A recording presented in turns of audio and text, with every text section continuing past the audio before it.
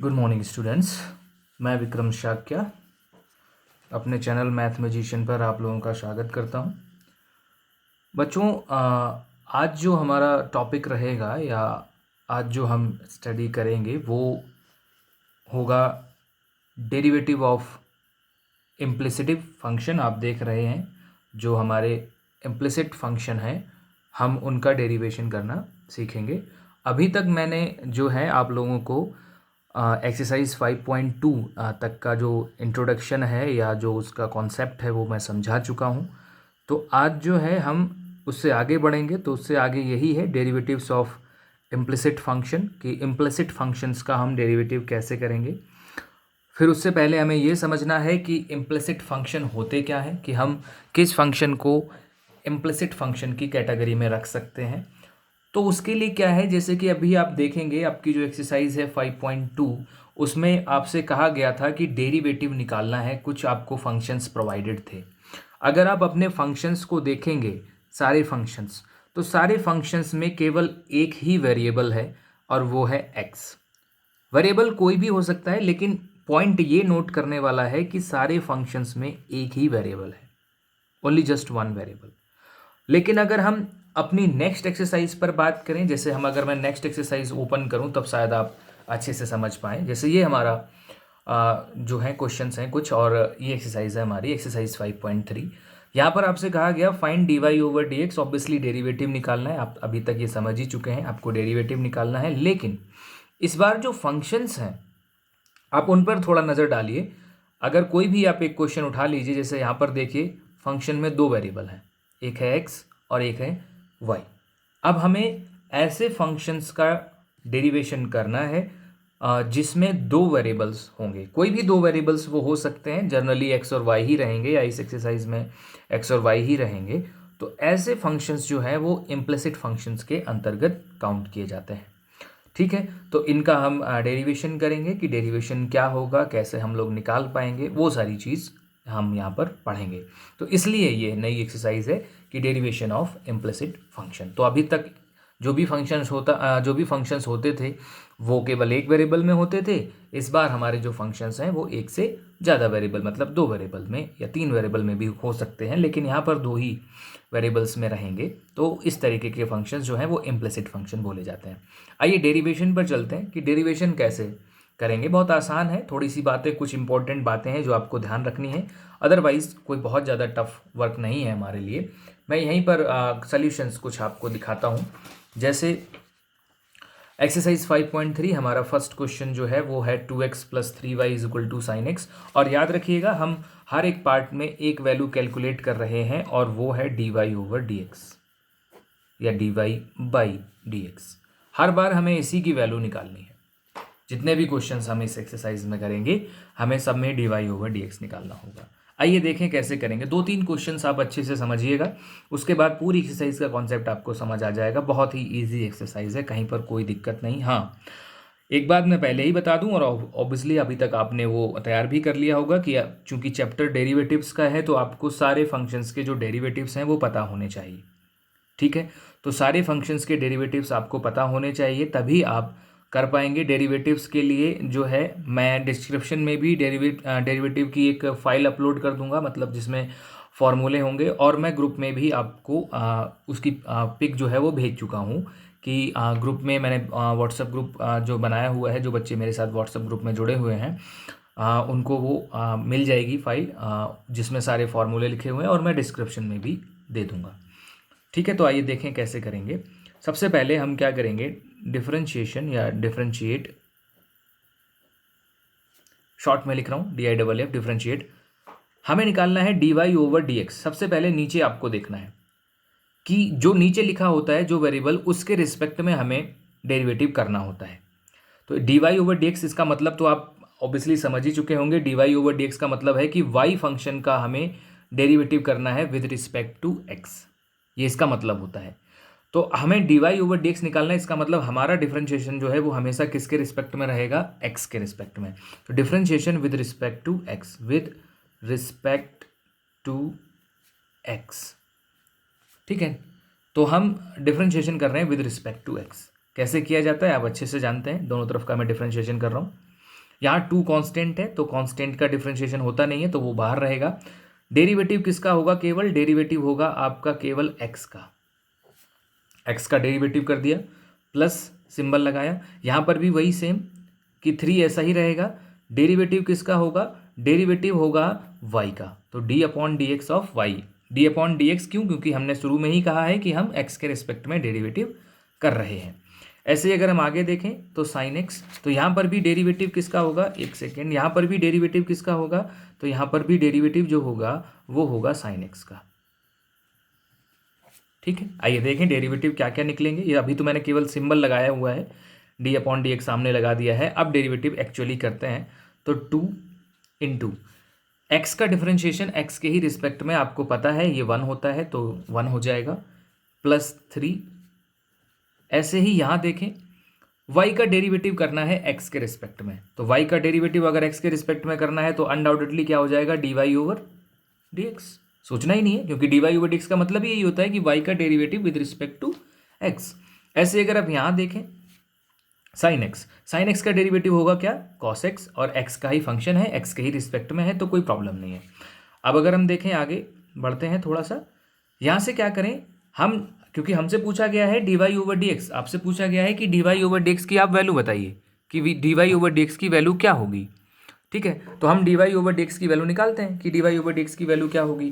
तो d y over d x की value निकालने के लिए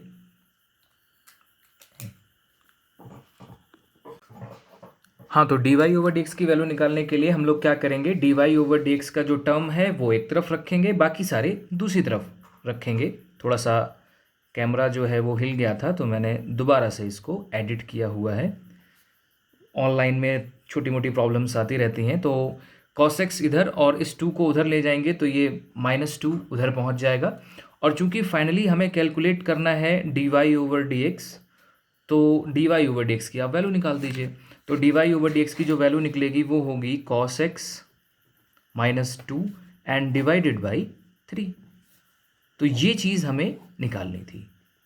ठीक है, तो डेरिवेशन आपको अच्छे से आता होना चाहिए, बस इतना है सही। यहाँ पर नयापन सिर्फ इतना है इस पोर्शन में या इस कॉन्सेप्ट में कि जहाँ पर भी आपको वेरिएबल, जैसे यहाँ पर y का वेरिएबल है तो x के रिस्पेक्ट में करिए, और लेकिन d y over d x उसके साथ रहेगा क्योंकि वो y का फंक्शन था। ठीक है, हम एक दो क्वेश्चंस और डिस्कस कर लेते हैं, उससे जो भी डाउट्स और होंगे वो भी क्लियर हो जाएंगे। तो मैं इस बुक को हटा रहा हूँ और हम सिर्फ क्वेश्चनों पर फोकस करते हैं कि हम क्वेश्चन कैसे करेंगे। अब जैसे हमारे पास सेकेंड क्वेश्चन है 2x + 3y = sin y। कुछ पहले जैसा ही है, बस थोड़ा सा अंतर ये है कि जहाँ पर यहाँ पर फंक्शन sin x था वहाँ पर यहाँ पर जो है वो है sin y। ठीक है, तो y का फंक्शन है, कोई बात नहीं। शुरुआत में हम शुरुआत जो है वो वैसे ही करेंगे जैसा हम नॉर्मली करते हैं कि differentiation with respect to x, differentiation with respect to x। मैं शॉर्ट में लिखता हूँ, अगर आप चाहें तो इसे फुल भी लिख सकते हैं, कोई प्रॉब्लम नहीं है उसमें। ठीक है, तो आगे बढ़ते हैं। अब हम क्या करेंगे? x के रिस्पेक्ट में फिर से डेरिवेटिव करेंगे, तो यहाँ पर फिर से वही केस आएगा कि d अपॉन डी एक्स। 2 तो बाहर रहेगा क्योंकि 2 कांस्टेंट है, और वही x के रिस्पेक्ट में, यानी कि x सेम पहले जैसा, ऐसे ही 3 बाहर रहेगा। x के रिस्पेक्ट में हमें करना है किसका? y का। और इधर अगर हम देखें तो d अपॉन डी एक्स, और यहाँ पर हमें जो करना है वो करना है साइन y का, मतलब ये भी फंक्शन इस बार y का है, तो 2 बार y का फंक्शन इस बार है। कोई बात नहीं, यहाँ पर सेम वैसे ही आते हैं। यहाँ पर अगर हम स्टार्ट करेंगे तो वही 2 और इंटू एक्स के रिस्पेक्ट में x का ही करना है तो 1 + 3, और ऐसे ही y का करोगे x के रिस्पेक्ट में तो undoubtedly d y over d x by the definition. और यहाँ पर अब थोड़ा सा नया है, यहाँ पर थोड़ा सा सोचना। अब जैसे साइन y का करना है आपको, लेकिन किसके रिस्पेक्ट में करना है? x के रिस्पेक्ट में। इससे पहले हमने क्या पढ़ा था? अगर यही क्वेश्चन ये होता d upon d x of sine x, आप लोगों ने फॉर्मूले भी पढ़े होंगे कि d upon d x of sine x, अगर मैं आपसे पूछूं कि बताइए d upon d x of sine x क्या होगा? d upon d x of sine x, थोड़ा विजिबिलिटी इधर उधर हो जाती है, तो d upon d x of sine x, अगर हम साइन एक्स की बात करें d upon d x of, तो d upon d x of sine x आपने पढ़ा होगा कितना होता है? cos x। ठीक है, कुछ ये भी वैसा ही है, लेकिन यहाँ पर थोड़ा सा नयापन है, और वो नयापन क्या है कि d upon d x of sine y है, ना कि साइन x। तब इसका आंसर क्या होगा? कुछ नहीं सोचना है। नॉर्मली अगर देखो हमारे पास साइन x होता तो कितना होता? cos x। तो ऐसे ये साइन y है तो कितना होगा? cos y। लेकिन फंक्शन ये y का था और जबकि हम कर x के रिस्पेक्ट में कर रहे थे, इसका मतलब है यहाँ पर x होना चाहिए था जबकि है y, मतलब डिफरेंट है। और जितना डिफरेंट होता है उसका आप एक बार और डिफरेंशिएशन करते हैं, तो y का अगर आप एक बार और डिफरेंशिएशन करोगे विद रिस्पेक्ट टू x तो कितना निकल के आएगा, dy/dx। क्लियर है? तो ये नयापन है। तो याद रखिएगा आगे के लिए भी कि फंक्शन अगर x का है तो direct formula as it is use हो जाएगा, क्योंकि जितने भी फार्मूले हमें दिए गए हैं वो सारे के सारे जो फार्मूले हैं वो x के हैं और डिफरेंशिएशन भी x का ही है। लेकिन यहाँ पर क्या है, डिफरेंशिएशन तो x का है लेकिन जो फंक्शन है वो y का है। तो उस केस में जो भी फॉर्मूला है बिल्कुल वैसे ही इसे यूज करिए। जैसे साइन एक्स का फॉर्मूला कॉस एक्स होता है तो ऐसे ही साइन वाई का बिल्कुल कॉस वाई ही यूज करिए। लेकिन कॉस वाई क्योंकि ये वाई का फंक्शन था और विद रिस्पेक्ट टू एक्स था, तो इसीलिए वाई का एक बार और डिफरेंशिएशन करिए तो कितना हो जाएगा, dy/dx। या मेरी मानिए सिंपल सा एक कॉन्सेप्ट रखिए अपने माइंड में कि जब भी अगर आपको वाई का फंक्शन मिलेगा तो उसका डेरिवेटिव तो आप अकॉर्डिंग टू फॉर्मूला करेंगे, लेकिन उसमें एक एक्स्ट्रा टर्म dy/dx ऐड कर देंगे। ये बहुत सिंपल रहता है।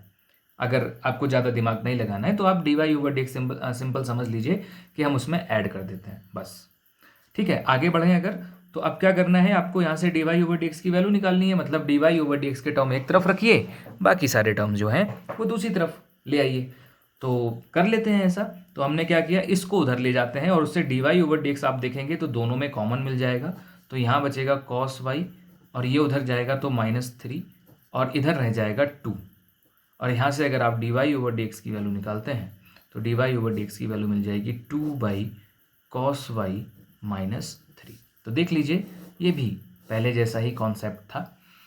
ठीक है, नेक्स्ट क्वेश्चन पे चलते हैं। मैं 2-3 क्वेश्चन और अच्छे से समझा देता हूँ। एक और क्वेश्चन हमारे पास आया, ये इसमें भी अगर आप देखेंगे तो दो फंक्शंस जो हैं वो y के हैं। हम फिर से वैसे ही स्टार्ट करेंगे, differentiation with respect to x, differentiation with respect to x, same वही लिखेंगे d/dx।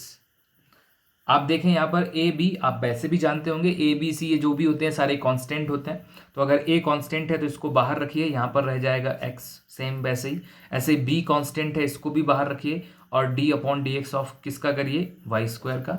और ऐसे ही यहाँ पर d/dx ऑफ किसका होगा, cos y का।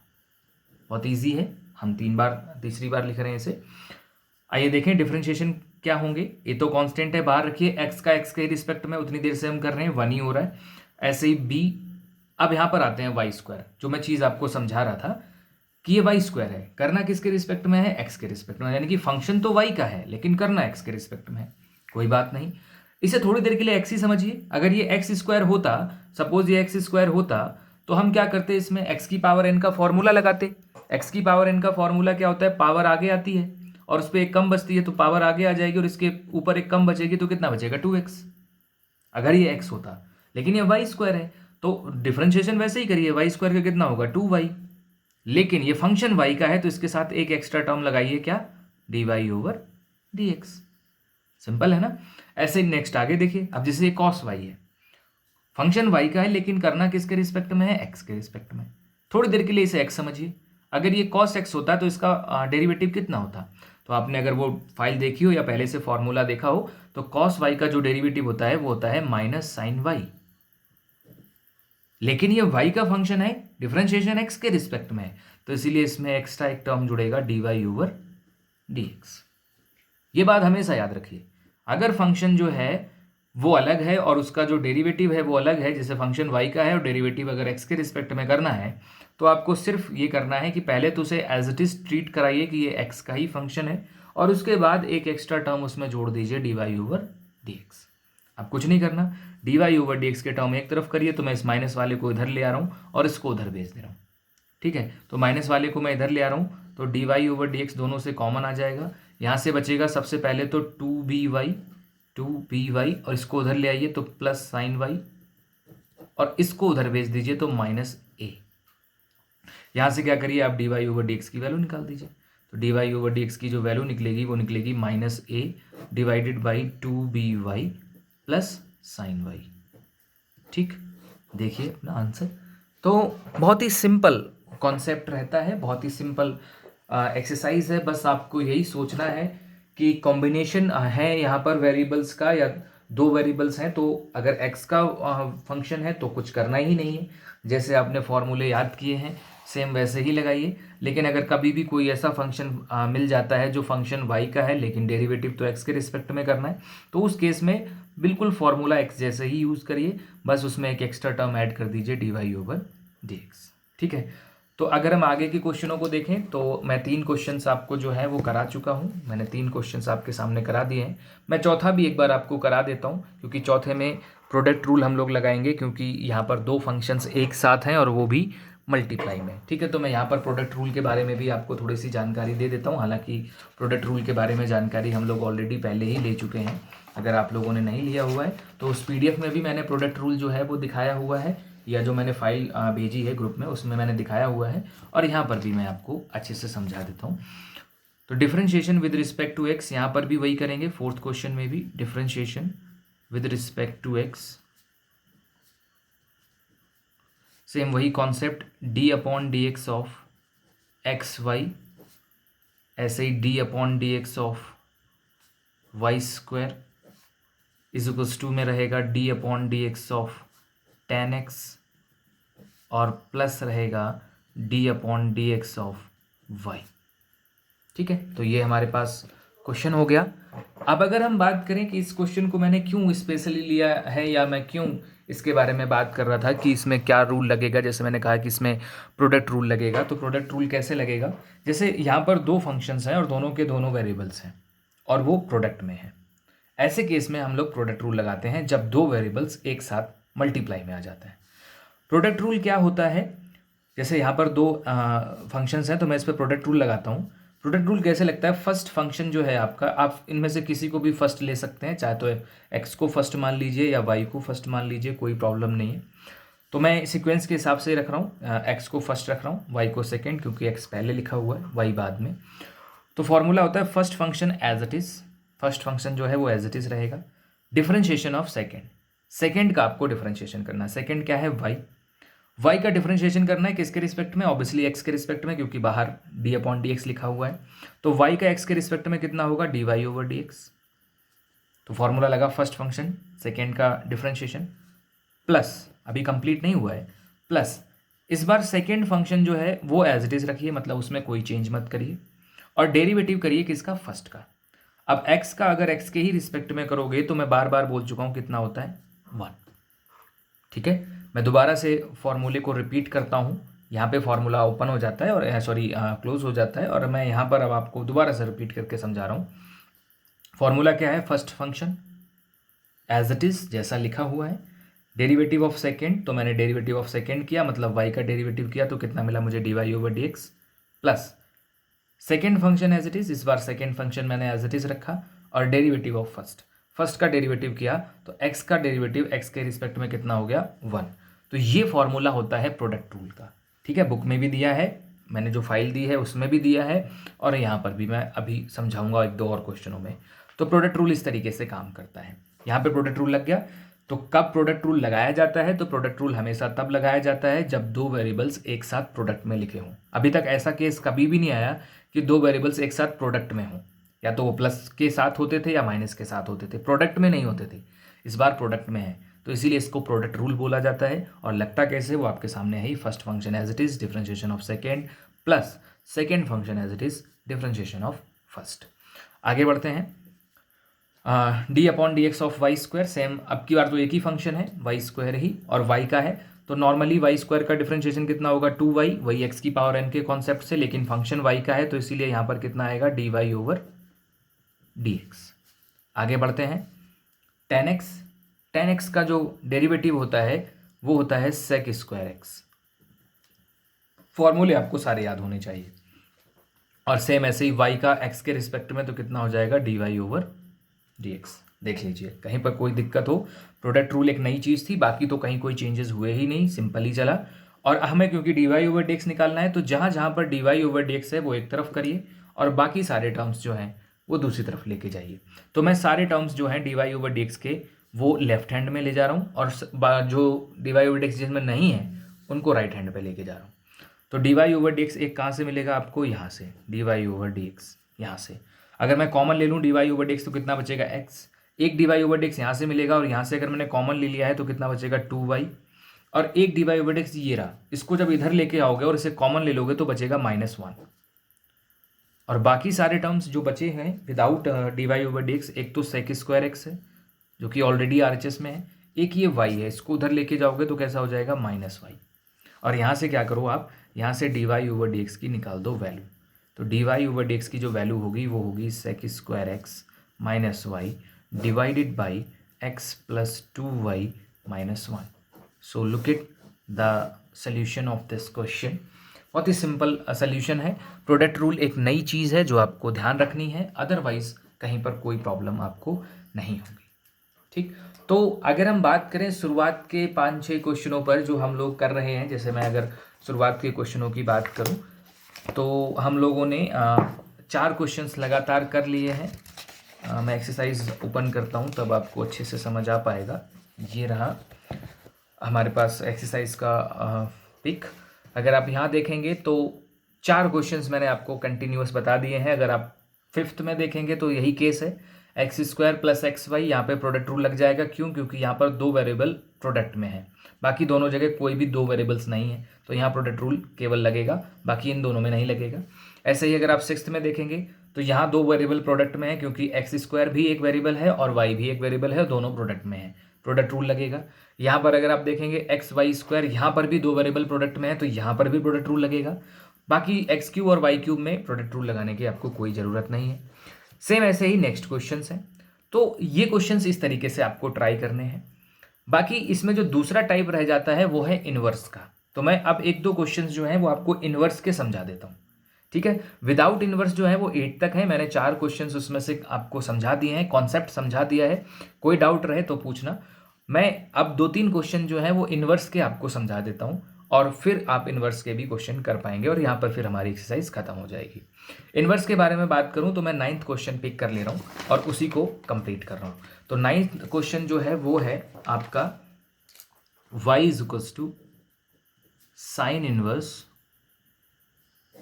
2x divided by 1 plus x square. तो this is the 9th question of our exercise.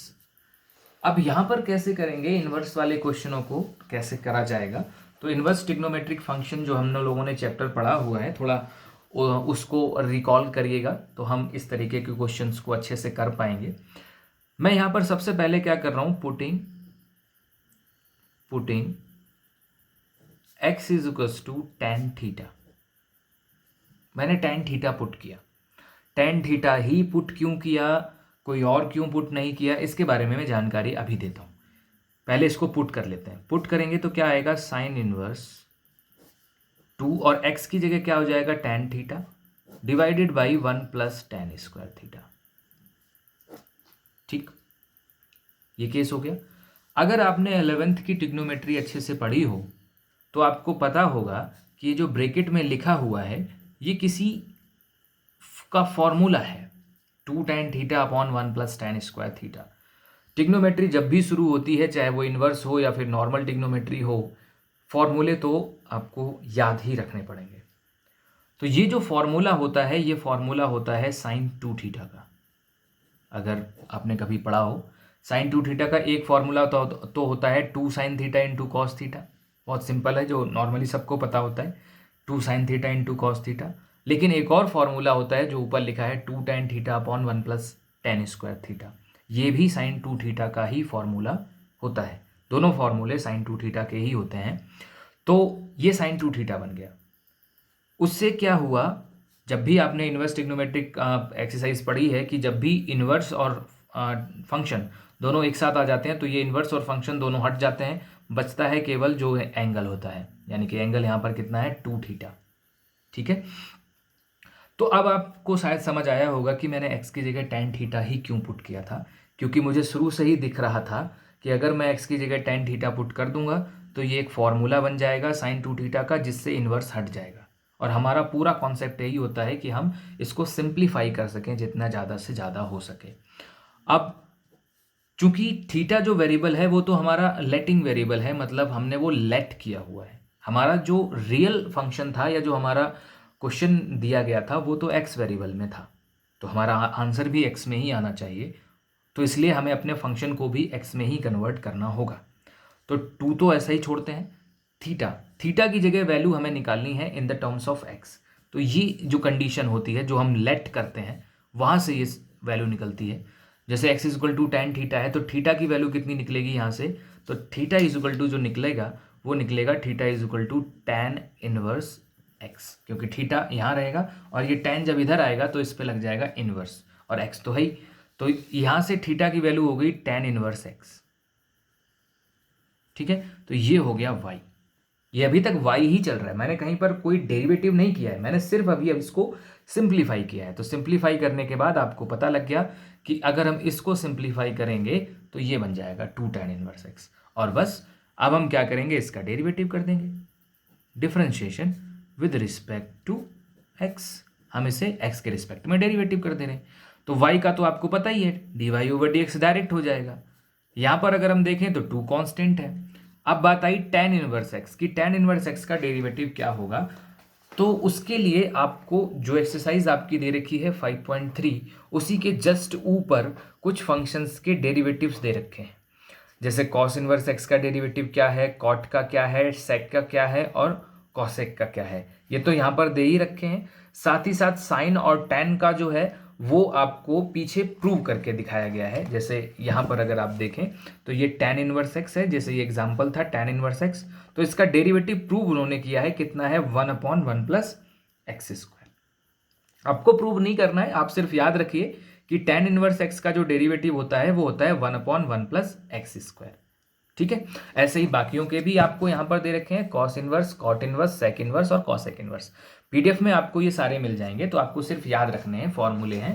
तो tan इनवर्स x का जो डेरिवेटिव होगा वो आप करेंगे तो वो मिलेगा आपको 1/1 प्लस एक्स स्क्वायर। आप पीडीएफ देखिए, उसमें आपको ये सारे फॉर्मूले मिल जाएंगे। तो dy/dx का जो फाइनल आंसर आएगा वो आएगा 2/1 प्लस एक्स स्क्वायर। क्लियर है? तो इनवर्स वाले इस तरीके से किए जाते हैं, पहले हम उन्हें सिंप्लीफाई करते हैं और सिंप्लीफाई करने के बाद हम फिर उसका डेरिवेटिव करते हैं। मैं एक क्वेश्चन और आपको समझाता हूँ इनवर्स का ही, जो हमारा नेक्स्ट क्वेश्चन है, क्वेश्चन नंबर 10। अगर आप 10 क्वेश्चन देखेंगे तो y is equal to tan inverse, आपको एक फंक्शन दे रखा है और उसका डेरिवेटिव करना है। ठीक है, देखते हैं कैसे कर सकते हैं इसका डेरिवेटिव। तो मैं क्वेश्चन लिखता हूँ, question number 10, y is equals to आपको एक फंक्शन दे रखा है tan इनवर्स, ब्रैकेट में है आपके पास 3x minus x cube divided by 1 minus 3x square. ये है आपके पास क्वेश्चन। सबसे पहले वही पुटिंग करिए कि क्या आप x की जगह पुट कर सकते हैं। इनवर्स जब भी दिखाई दे तो आपको पुट तो करना ही है कुछ ना कुछ। अब अगर पुट करना है तो ऐसा पुट करना है जिससे कि ये थोड़ा सिंप्लीफाई हो।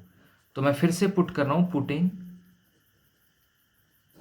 x is equals to tan theta as like previous question. तो प्रीवियस जैसा ही मैं इसे सॉल्व कर रहा हूँ, tan इनवर्स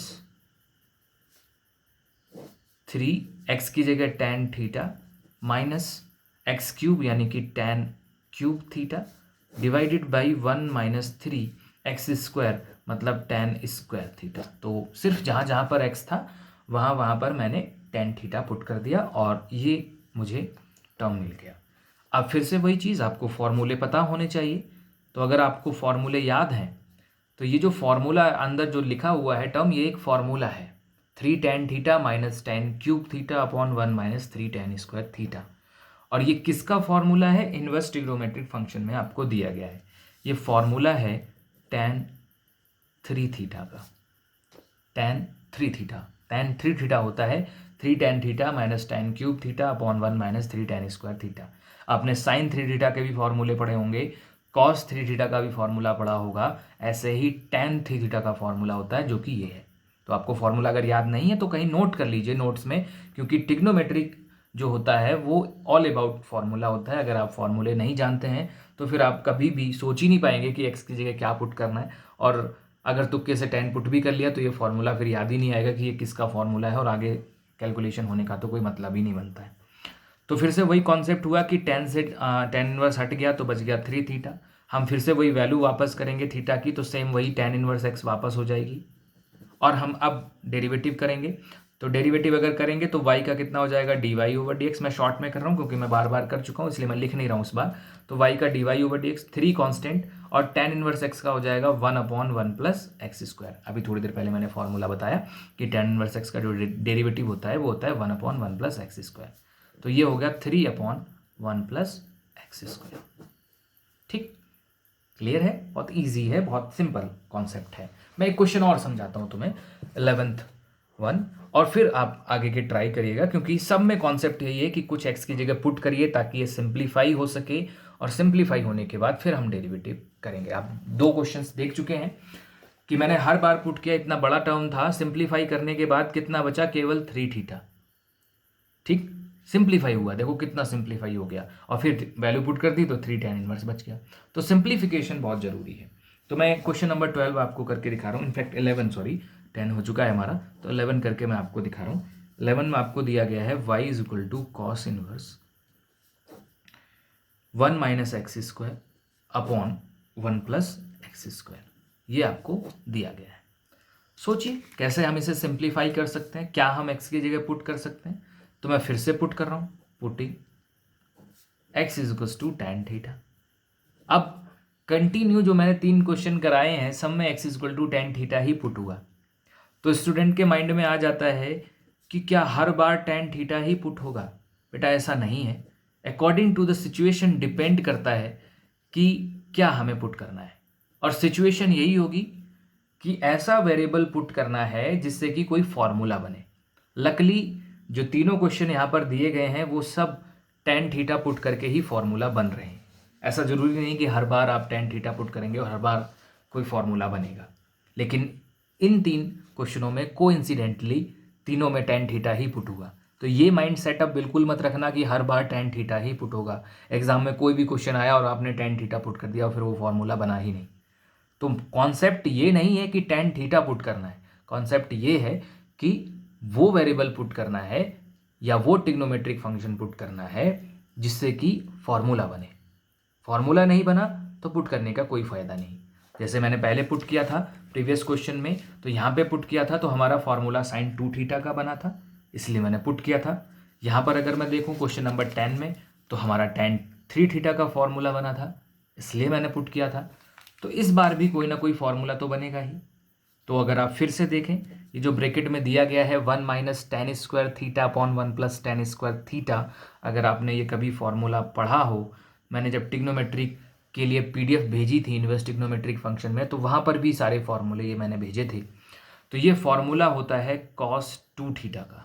फॉर्मूले के रिगार्डिंग कोई भी इशू रहे तो उसे बिल्कुल क्लियर करिएगा, क्योंकि फॉर्मूले जो भी मैं यहाँ लगा रहा हूँ वो सब आप पहले पढ़ चुके हैं। हाँ, आपको याद है या नहीं वो बात अलग है, शायद आपको याद ना हो।